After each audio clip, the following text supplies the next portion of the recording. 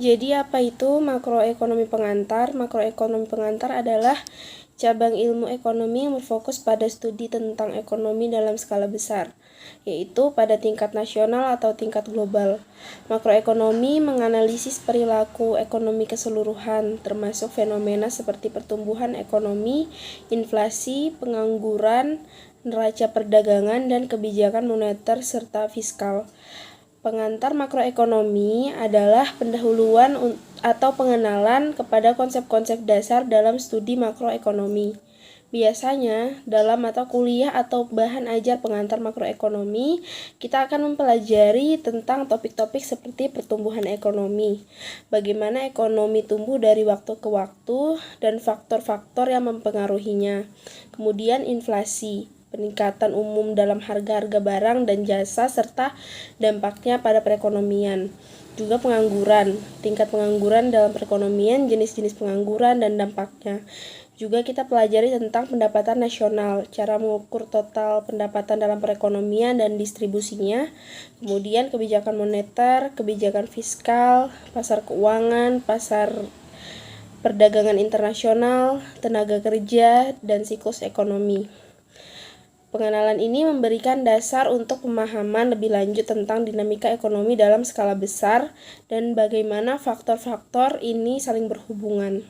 Pengantar makroekonomi penting bagi siapapun yang ingin memahami cara kerja ekonomi dalam skala yang luas dan dampaknya pada masyarakat secara keseluruhan.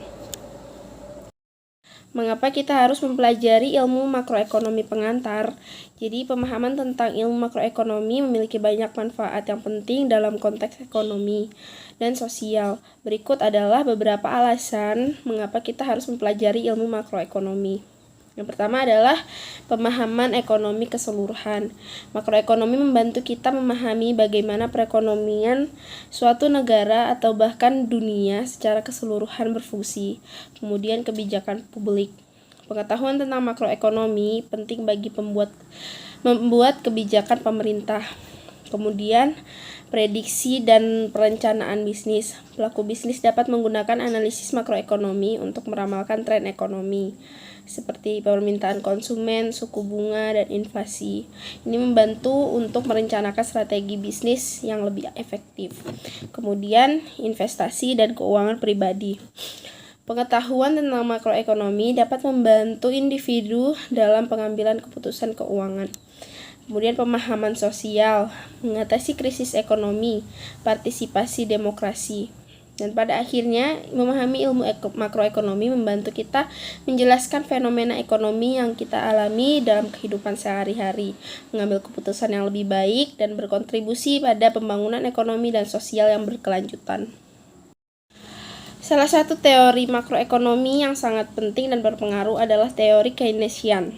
Teori ini dikembangkan oleh ekonom Inggris bernama John Maynard Keynes dan muncul sebagai respon terhadap krisis ekonomi besar yang terjadi pada masa depresi besar Great Depression pada tahun 1930-an.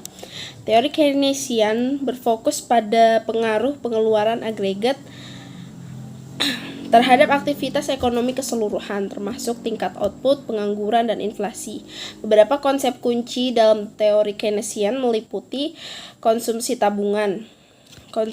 Teori Keynesian mengasumsikan bahwa konsumen tidak selalu menghabiskan seluruh pendapatan mereka. Sebagian pendapatan disimpan.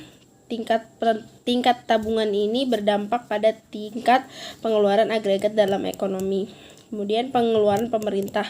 Keynes berpendapat bahwa pemerintah dapat memainkan peran penting dalam mempengaruhi aktivitas ekonomi dengan meningkatkan pengeluaran publik saat sektor swasta sedang lemah. Tindakan ini dapat membantu memulihkan tingkat output dan mengurangi pengangguran. Kemudian ada investasi, kemudian pengangguran, kebijakan fiskal, dan siklus bisnis. Teori Keynesian memiliki dampak besar dalam pembentukan kebijakan ekonomi pemerintah. banyak negara dan telah memainkan peran dalam mengarahkan tanggapan ekonomi terhadap krisis dan resesi. Meskipun telah ada pengembangan dan variasi teori ekonomi lainnya, teori Keynesian tetap menjadi konsep fundamental dalam pemahaman tentang ekonomi makro. Hingga saat ini Indonesia adalah negara dengan ekonomi yang berkembang pesat dan memiliki berbagai faktor yang mempengaruhi kondisi ekonomi makronya.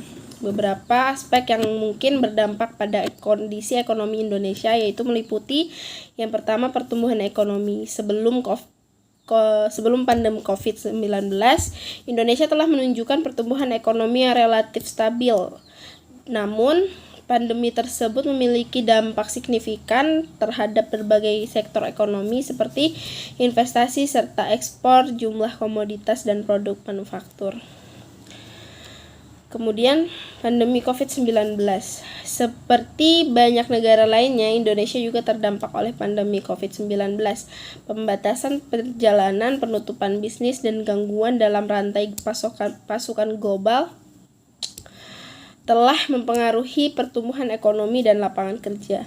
Kebijakan pemulihan. Pemerintah Indonesia mengambil kebijakan langkah untuk mendukung pemulihan ekonomi, termasuk paket stimulus fiskal, relaksasi kebijakan moneter oleh Bank Indonesia, dan program bantuan sosial bagi warga yang terdampak inflasi dan kebijakan moneter.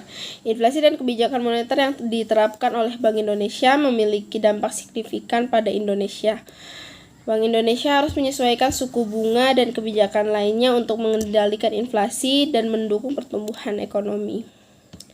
Pengangguran. Tingkat pengangguran adalah faktor penting dalam kondisi ekonomi. Pada tahun-tahun sebelumnya, Indonesia telah mengalami berbagai tingkat pengangguran terbuka. Pengangguran terbuka adalah kondisi di mana individu yang memenuhi syarat untuk bekerja mencari pekerjaan tetapi tidak berhasil menemukan pekerjaan yang sesuai. Upaya untuk menciptakan lapangan kerja dan mengurangi pengangguran menjadi fokus penting. Perdagangan internasional. Indonesia memiliki ekonomi yang terbuka terhadap perdagangan internasional. Kondisi perdagangan khususnya dalam hal ekspor dan impor dapat berpengaruh pada keseimbangan ekonomi negara ini. Ketahanan keuangan dan fiskal. Kondisi keuangan publik termasuk defisit anggaran dan utang negara mempengaruhi kapasitas pemerintah untuk merespon berbagai tantangan ekonomi. Salah satu kebijakan fiskal yang dijalankan di Indonesia adalah pengeluaran publik, meliputi belanja pemerintah untuk berbagai program dan proyek, seperti pembangunan infrastruktur, program kesejahteraan sosial, subsidi, dan lainnya. Pemerintah berupaya mengalokasikan dana dengan bijak untuk mencapai tujuan-tujuan pembangunan. Investasi dan infrastruktur. Investasi dalam pembangunan infrastruktur dan sektor-sektor lainnya dapat mendorong pertumbuhan ekonomi jangka panjang. Ketidakpastian global.